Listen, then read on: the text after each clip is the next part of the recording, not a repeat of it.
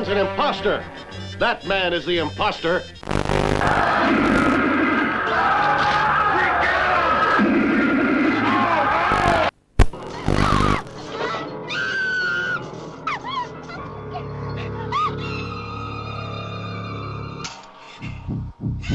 I come back for you later, girlie.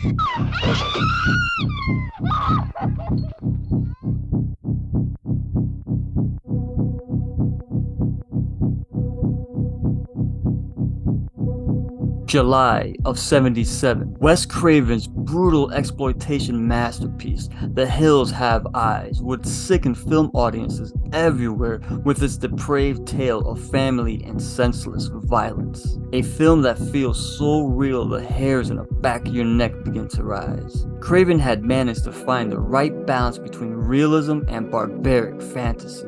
Even with all the bloodshed and savagery, the core of this egregious film is family. Somewhere there is a message. Don't travel where you don't belong. You never know whose turf you're going to be trespassing into. A grave mistake or just sheer misfortune. Soon enough, the Carter family will learn that harsh lesson. Traveling to California, the family trip comes to a halt as their vehicle breaks down in the absolute worst part of the Nevada desert. Barren hills and hot dirt would soon be stained by warm blood. The family consists of their patriarch, Big Bill Carter, mother Ethel Carter, their kids Bobby, Brenda, Lynn, and her husband Doug, their young daughter Catherine, or Katie, along with my two favorites, Beauty and Beast. After various bitching and moaning about the dry desert heat, the family dog Beast decides to go on a run. Bobby chases naturally. Big Bill and Doug decide to go look for help. From the start, it's clear the Carters aren't alone. In fact, they themselves have become intruders to what lurks beyond the hills. A feud between two culturally different families would soon begin, and that's when the real horror starts. Bobby loses track of Beauty, and it's only until he hears the faint whimpers of his loyal companion that he realizes something isn't right. Bobby finds Beauty gutted and maimed, an image so haunting because Craven and crew use an identical real corpse of the same breed for an added visual gut punch. Bobby freaks out and goes tumbling down the rocky terrain. Meanwhile, Big Bill walks back to Fred's Oasis, an old gas station from earlier in the film. Fred is an old secluded local who tells Bill about his son Jupiter and how he's slain the family livestock and murdered his younger sister. Jupiter would become Papa Jupiter and breed a host of cannibalistic children with his deranged and prostitute wife, Mama. Mars, Pluto, Mercury, and the often abused youngest daughter, Ruby.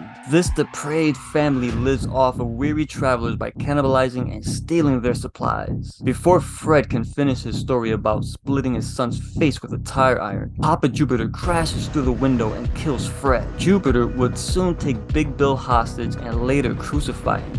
Brenda finds Bobby visibly shaken. The two soon arrive back to the trailer as Bobby doesn't say a word about Beauty for fear of frightening the rest of the family. This is where shit gets real.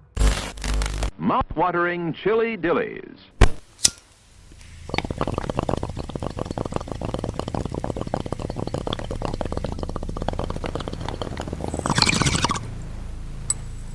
Thanks for having me on this double feature. It's basically a grindhouse double feature. You're talking about The Hills Have Eyes. This is the follow-up to Wes Craven's The Last House on the Left. I told you guys how much that movie f***ed me up. So when you told me that you were going to do The Hills Have Eyes for Horror Fiend Drive-In Theater, I was in because you know what? I fucking dig it. When I saw this movie, my cousins had wanted to rent it. I had seen The Last House on the Left. I had no idea that I was watching another Wes Craven movie, basically another masterpiece. And I should have known better if I had read the name after when I saw The Last House on the Left, what I was in for. You see, Wes Craven introduced you to another character, Mars. This dude f***ed me up. He had crazy hair and these eyes that were f***ed up. But most of all, He had these jagged teeth that, you know what, a blowjob would be pretty f***ed up. But when they showed his character and he walked in, he found the cage with this poor little bird, poor little Tweety bird. He ended up ripping the head off, draining the blood into his mouth. He then sees Pluto trying to rape Brenda Pee-wee,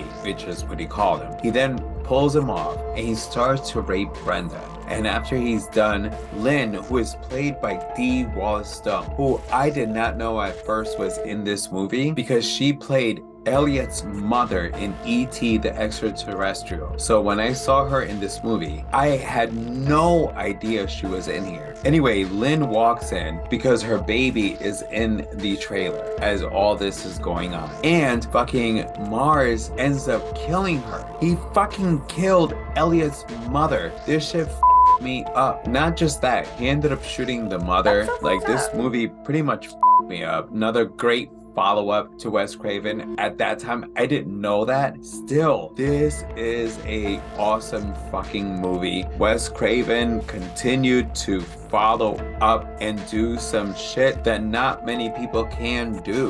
The Hills Have Eyes. Certificate X. For details, see local press. How about a pizza? None better anywhere. With the Carters in shambles, Mars and Pluto return to their home. It's a fucking cave, let's be real. Beast would soon get his revenge as he pushes Mercury off of a cliff, plummeting the young cannibal to his grisly death. Meanwhile, Mama has Ruby incapacitated and is forcing her to eat Beauty as punishment. Ruby isn't quite like her family as she actually has empathy. Mama don't like that. The morning after, Ethel dies and Bobby and Brenda have to deal with the trauma while Doug runs off after his daughter Katie. As Papa Jupe and Pluto run off to finish what they started, Bobby and Brenda do the unthinkable. They use their dead mother's corpse as bait to lure Papa Jupiter into a deadly trap. That's some hard shit. The Carter family are reduced to savages themselves. With Papa Jupiter dead, Beast finishes off Pluto by ripping his throat out. Sweet revenge. Doug finally gets to the cave. Here, Ruby knocks Mama the fuck out and rescues Katie. Doug then meets up with Ruby, but that bastard Mars assaults Doug for one last final showdown. Mars overpowers Doug, but Ruby intervenes. This causes Doug to overpower Mars and begins to savagely stab the motherfucker to death. Although the rapist is dead, Doug continues to stab Mars over and over while Mars' own sibling has to watch in horror. What this film manages to accomplish is that we as humans, no matter the lifestyle, are all equally capable of doing horrendous acts to one another in order to survive. Thank you for joining us on another episode of Horror Fiend Drive-In Theater. Please leave a like on your way out, and if you enjoyed this video and want more content like this, please give us a subscribe. I'm Ricky Grimes, support horror, and most of all, stay scared.